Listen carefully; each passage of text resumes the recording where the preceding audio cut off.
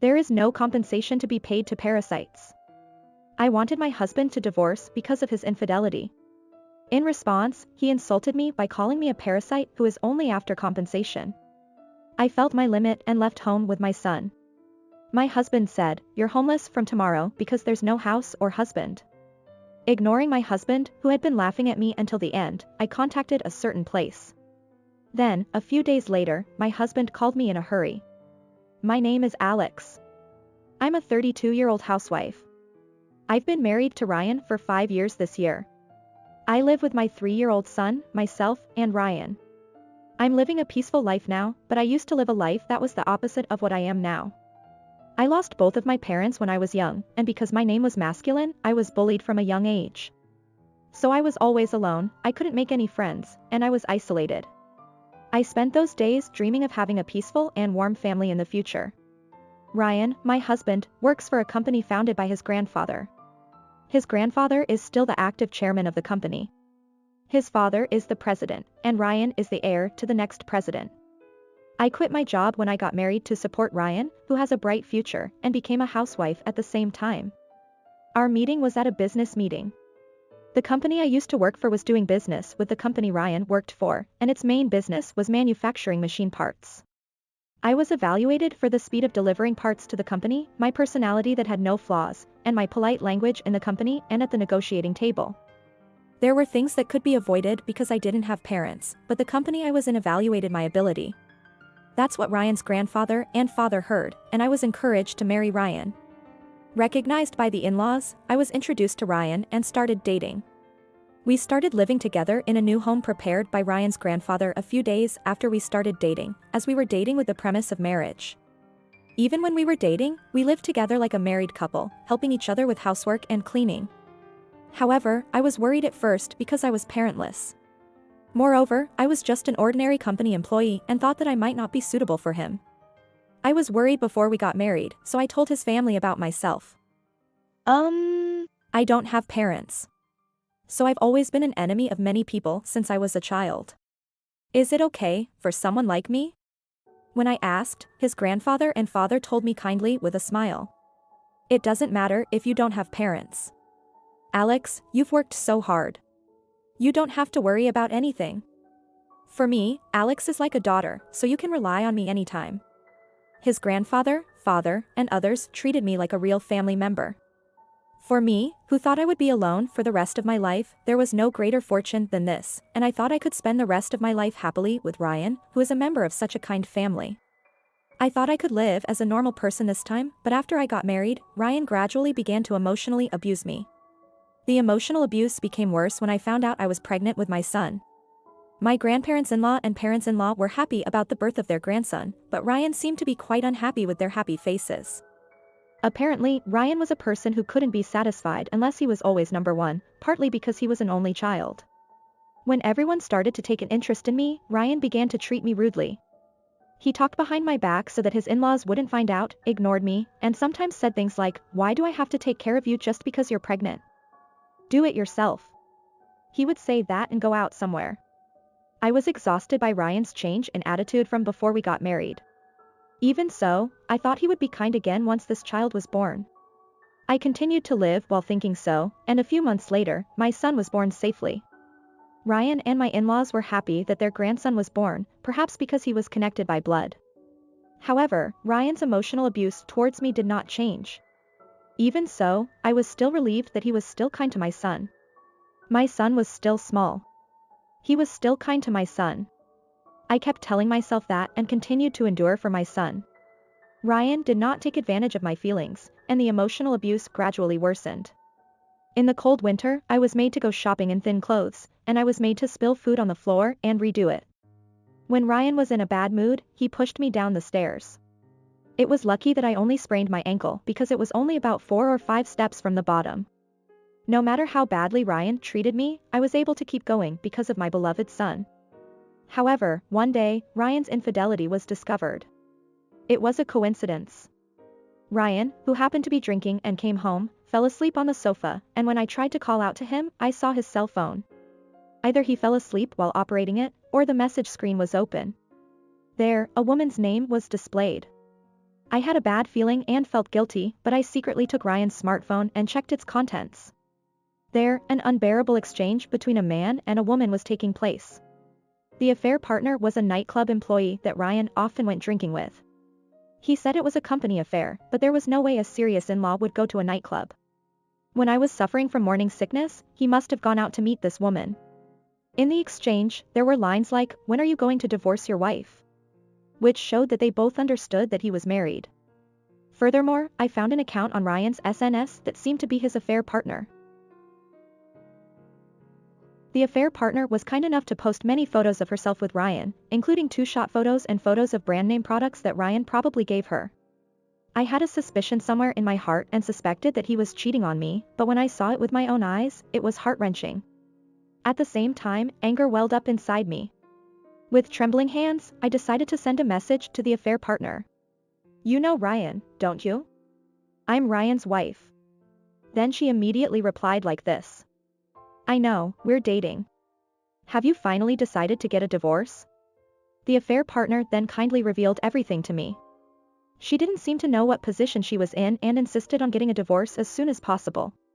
However, judging from the exchange between the two, the affair partner was probably after Ryan's money. It's pathetic to fall for such a woman, but if I get divorced now, it will be just what the affair partner wants. I sent another message and ended the exchange with the affair partner. I have to talk to Ryan. I decided to talk to Ryan and took pictures of the exchange with the affair partner and the photos as evidence with my smartphone. I held back tears of anger and put Ryan's smartphone back where it was. Then I quietly left the living room and headed for my sleeping son. Looking at my sleeping son's face, my body trembled with anger again. I will never forgive him. To push Ryan into hell, I decided to confront him directly the next day. "I have something important to tell you today." The next day, when Ryan came home from work, I confronted him about his affair. I showed him the evidence and the exchange between me and the affair partner.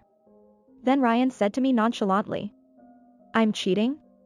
"Oh, I've been doing it for a long time, but what does that matter?" Ryan easily admitted that he was cheating, as if it were a matter of course. "You're already over 30, aren't you? A girlfriend younger than a middle-aged woman is much better, isn't it?" According to Ryan, women over 30 look like middle-aged women and are not seen as romantic partners. If he had reflected on it, we might have been able to start over, but I was embarrassed that I had challenged him with even a little hope. Such words did not seem to come out of Ryan's mouth, and I squeezed my hands on my knees. Unbelievable. I didn't think he was such a terrible man. I've been lenient with him until now, but I can't take it anymore. Let's get a divorce. I, who had exceeded my patience, proposed a divorce to Ryan.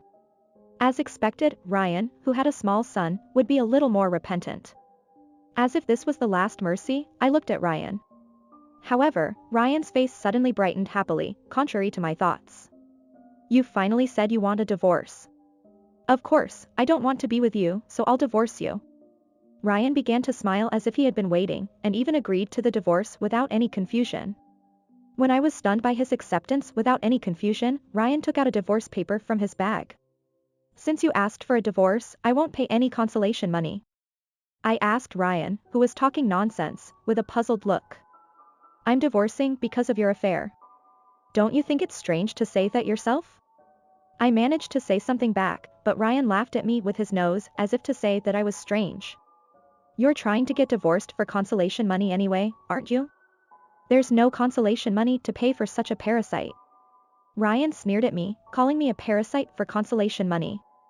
I never thought he was such a terrible person. I can't deal with this person anymore, including the emotional abuse I've been through so far. Last but not least, you are really the worst man. I don't want to see Ryan's face anymore. I thought it would be useless to say anything to him, so I stood up. Feeling my blood drain, I took the divorce papers Ryan had prepared and left the house with my son without any big luggage. Ryan didn't try to stop me by saying, "You're homeless from tomorrow because you don't have a house or a husband." He laughed until the end. After leaving the house, I submitted the divorce papers and contacted a certain place.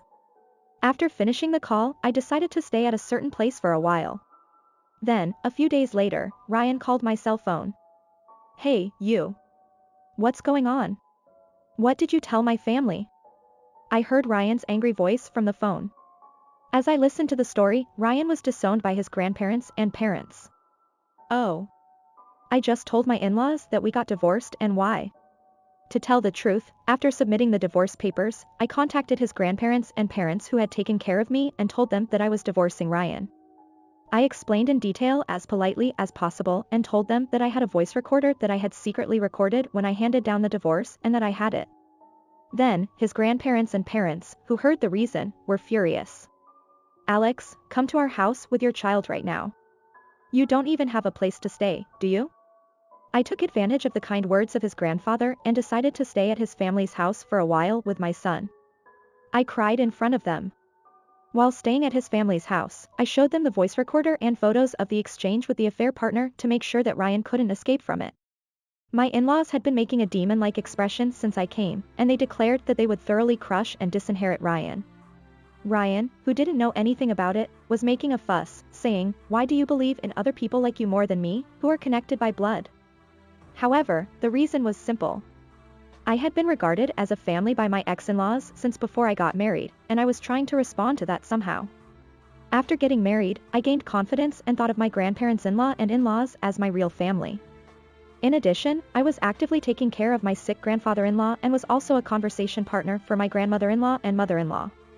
Therefore, I was more loved by my in-laws than Ryan since before I got pregnant, and I was trusted by my in-laws. On the other hand, Ryan seemed to have left his grandparents alone since he was young, and he hadn't given them any care or conversation. He had also treated his family as he pleased for his own honor. In addition, his work attitude was bad. "I'm the next president. If you go against me, I'll tell my father." He looked down on his subordinates. My fake grandfather and father seemed to think that Ryan was not the material for the next president, and that's where the affair and emotional abuse were revealed. "I'll forgive you for telling me to divorce, so persuade my family somehow.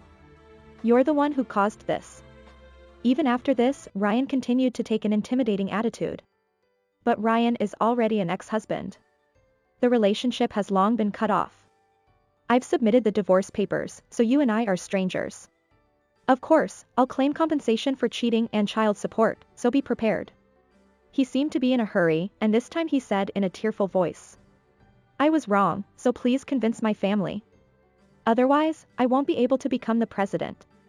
Is he prioritizing his own honor even at a time like this? Maybe both my son and I don't matter anymore. I couldn't accept Ryan's apology honestly, and I was really fed up with it. Ignoring Ryan's shallow words, I hung up the phone. After that, he called me several times, but my feelings didn't change at all no matter what he said. I refused Ryan's calls and put my phone in my pocket and went straight to the law firm. After that, I claimed compensation from the cheating partner through a lawyer. The cheating partner, who realized that he was being claimed for compensation, seemed to have easily abandoned Ryan. Ryan, who lost his cheating partner, repeatedly requested reconciliation with me. At that time, I was still staying at my in-laws' house and living peacefully with them. However, despite being disowned by his own parents, Ryan sometimes came to our house until late at night. Even I got annoyed, and I sent him away saying, "I won't reconcile with you no matter what you say now. If you get involved any further, I'll take legal action." Thank you for watching. How was today's story? Please subscribe to my channel. Let's meet again in the next story.